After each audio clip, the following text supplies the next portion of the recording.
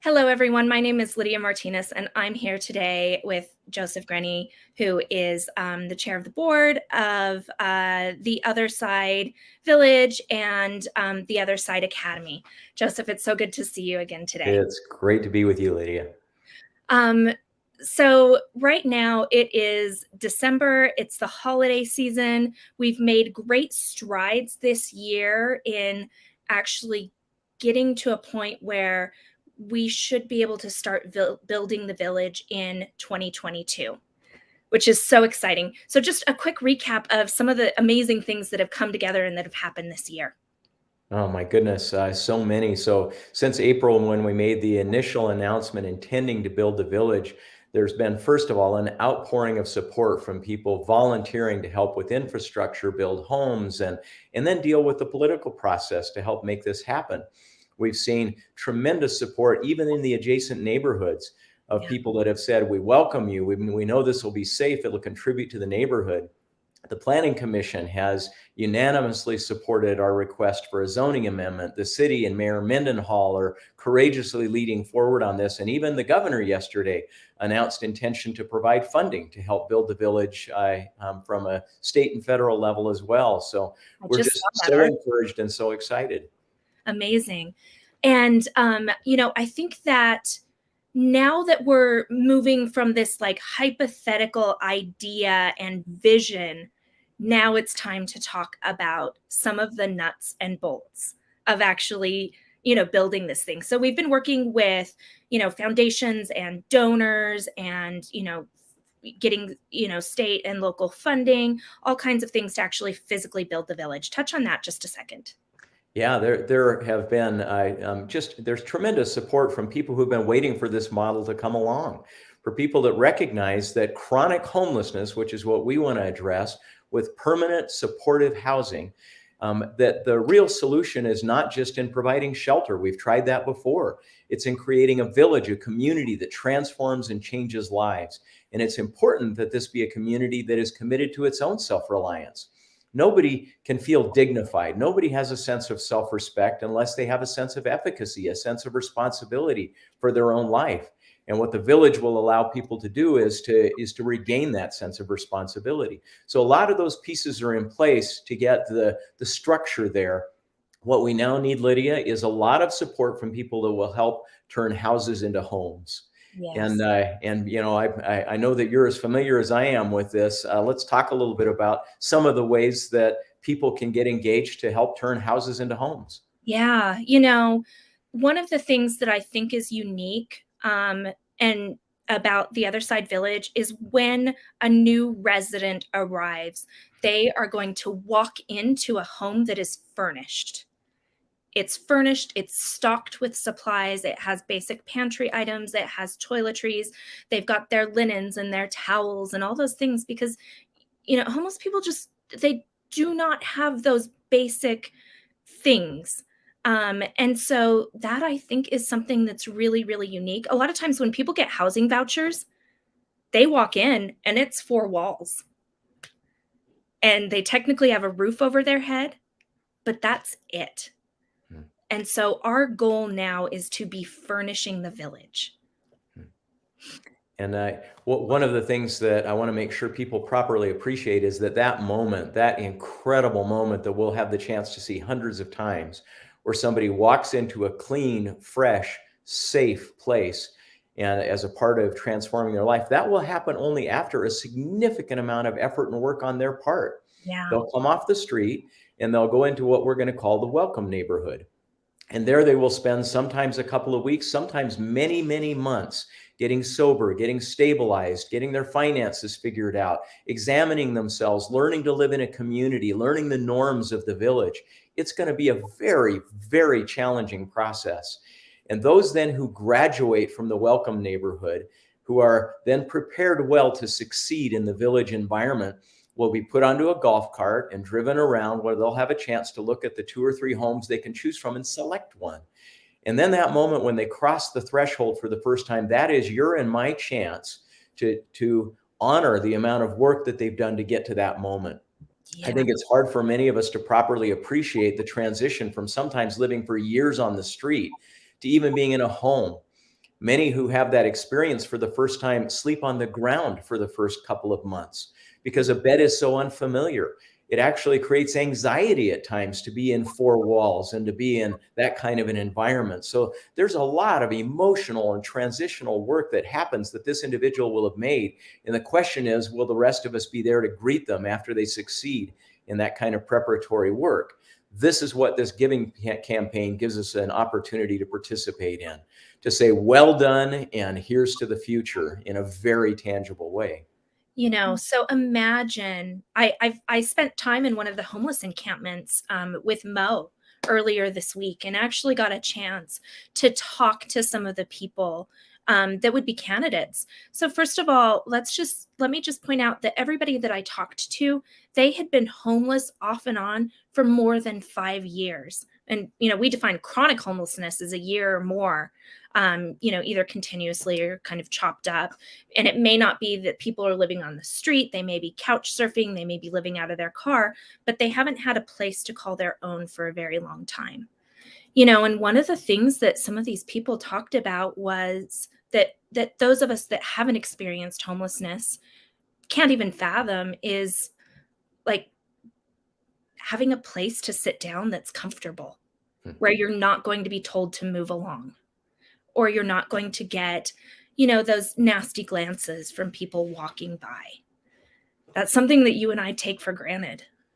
A comfortable place to sit, or a safe place to lock up your things. One woman I talked to said that she carries all of her stuff with her all the time because she can't trust that if she leaves it in her camp, that it will be there when she comes back. When's the last time that we had to think about that? Or, finding a place to use the restroom that's private and safe. Those are the types of things that a lot of the people that we talked to were mentioning that they almost can't envision, but they said, this would help me feel like a human being again.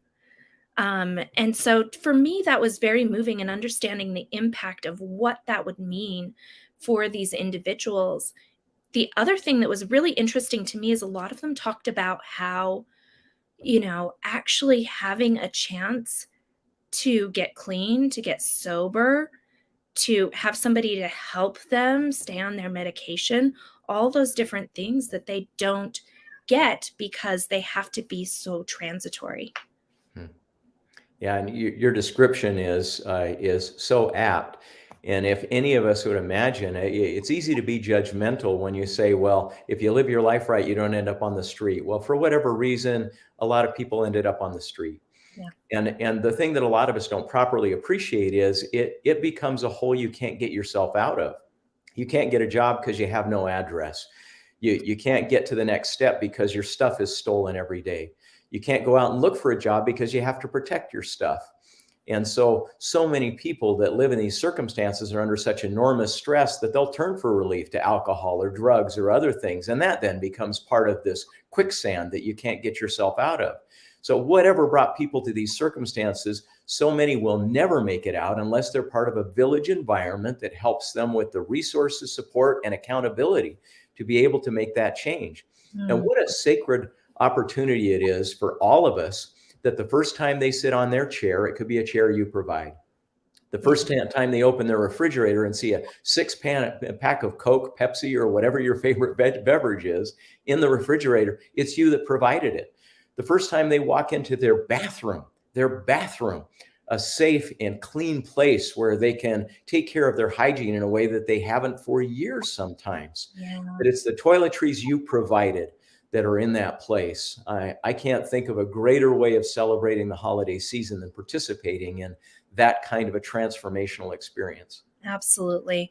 And here's the other thing that I should mention is that the donations that we are asking for now, they are a donation to literally help us furnish the homes. But after that, something really amazing is going to happen because we're setting up all of our residents for success.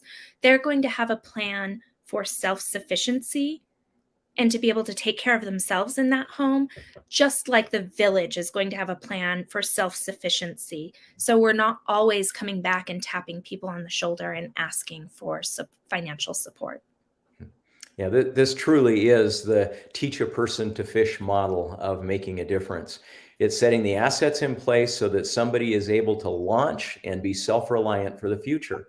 And so I know, probably like many of you, that oftentimes when someone reaches out and tells about a particular charitable opportunity, I sort of panic inside, because I think, now I'm going to be on your mailing list, and every single year I'm going to be hearing from you, because it's going to be an endless giving cycle. This is not that. The Other Side Village, like the Other Side Academy, will be economically self-reliant. We will not be raising money for ongoing operational funds.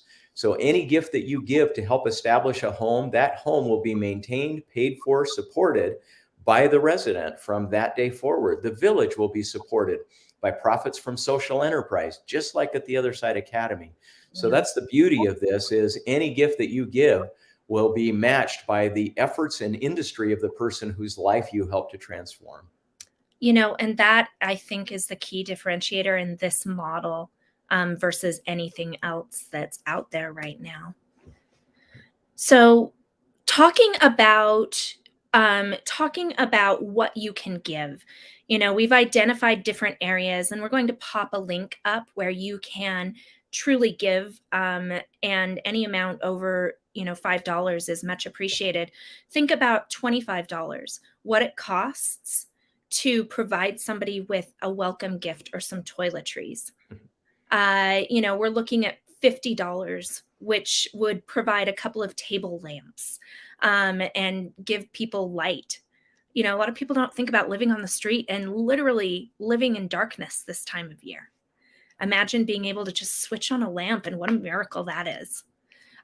Looking at, $100, stocking a kitchen, providing some small appliances, toaster, pots and pans, things to cook with, stocking a pantry, providing them with that initial